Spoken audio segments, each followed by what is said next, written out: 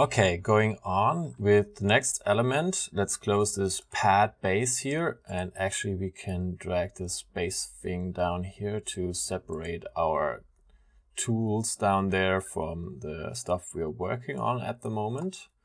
And I'm putting in another MIDI track, insert MIDI track, for our arpeggio sound, and we're loading up another instance of Massive. Go to the browser, select arpeggio 54. What is that? Bring down the gain here.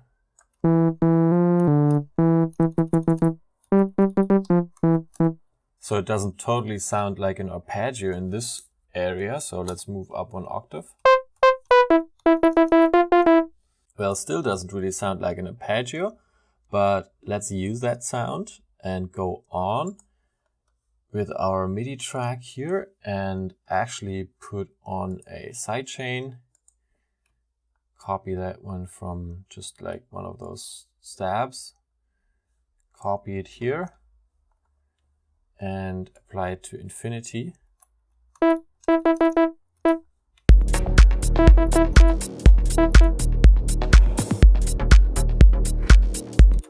Okay, and let's put on an EQ to cut off the lows, as always, like this.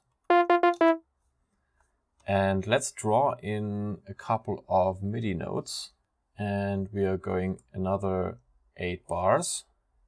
So insert MIDI clip, rename that one to ARP, and it's going to be, maybe it reminds you of the style of a track called Ame Ray or Reg or Ray, Club Classic.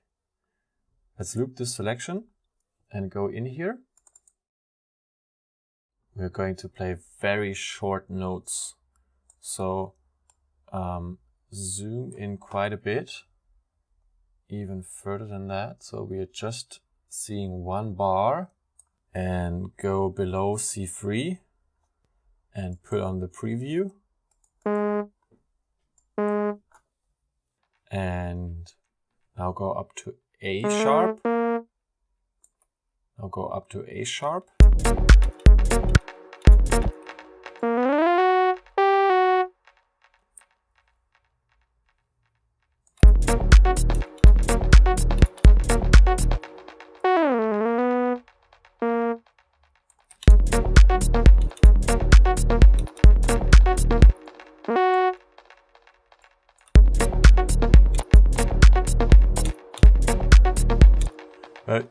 You can do that on your synth or in your MIDI. You could also go to the synth and tell it, you know what, decay down.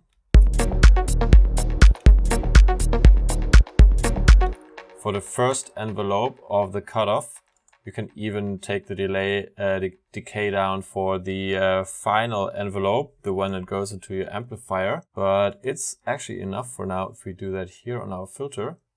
So decay level down.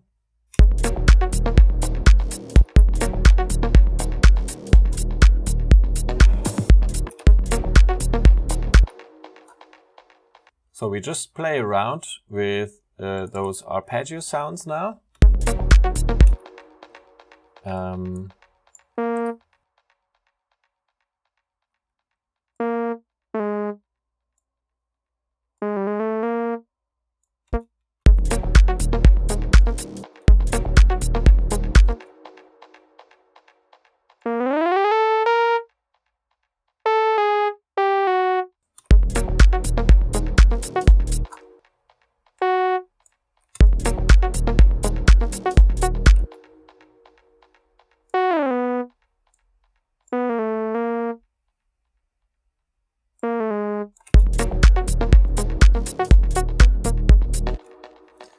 Well, we can also take those down to D sharp here.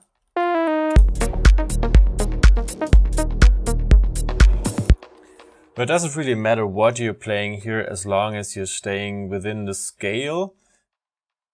So the groove is created because we're playing those short notes and we are always switching positions a little bit from like 1 and the 3rd position to, you know, the 2nd and the 4th position here, and then we are altering that all the time, and that's what makes it interesting. But as said, let's not do that for 8 bars straight because it's quite random.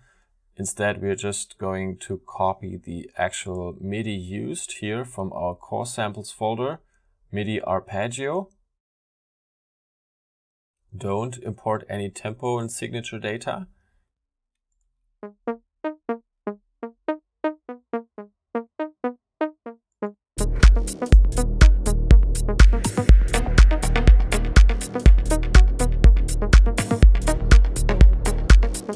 Now, we are never playing everything all the time at a time, so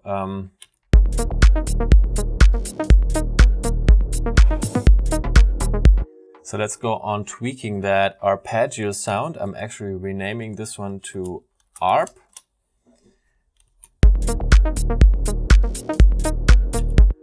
And let's compress that sound a bit more with our Ableton compressor up here.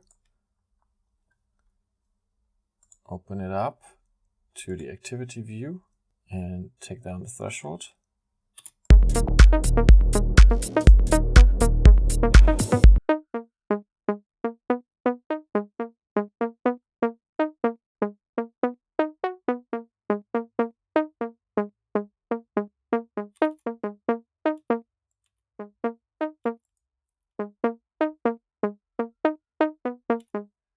So now we are also putting in a reverb here, picking up this one from our audio effects, and time up.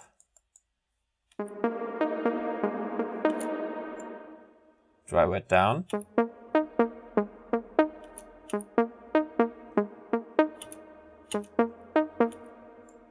Less.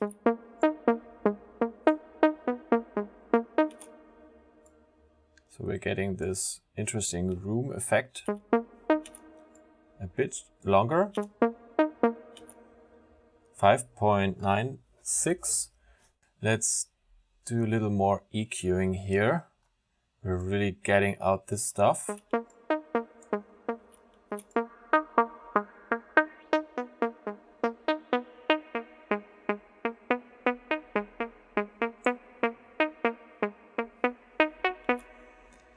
Kind of want to get rid of this bit of resonance here, so bring that down and add in another node, and there's another resonant part here around 500, so bring that down as well, like this more or less. So 520 minus 3, say, and 5.4, and with the third one we are at 2.45 minus 5.7 and almost 3.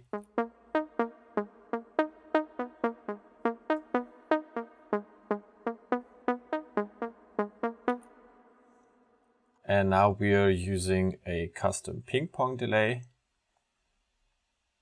this one.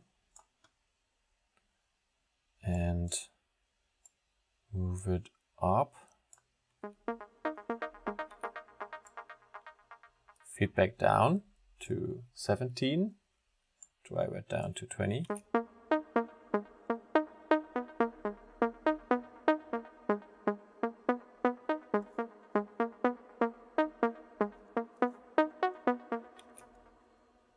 And maybe later we want to like automate that thing with an auto filter. So I'm dragging an auto filter low pass in this case.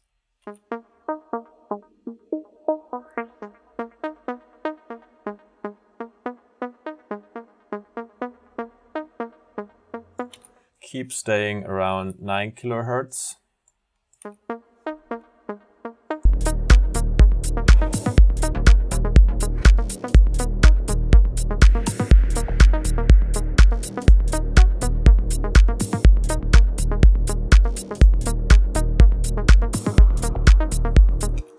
Okay, so this is our basic arpeggio setup here.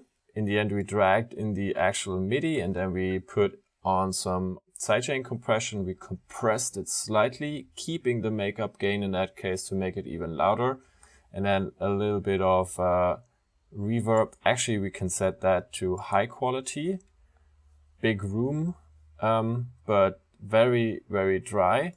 And then we took off some resonant parts around the low mids and in the like 2.4K frequencies. And then we prepared it with an audio filter and with a ping pong delay. And actually, to be working totally correct, let's put this sidechain compressor towards the end of the chain.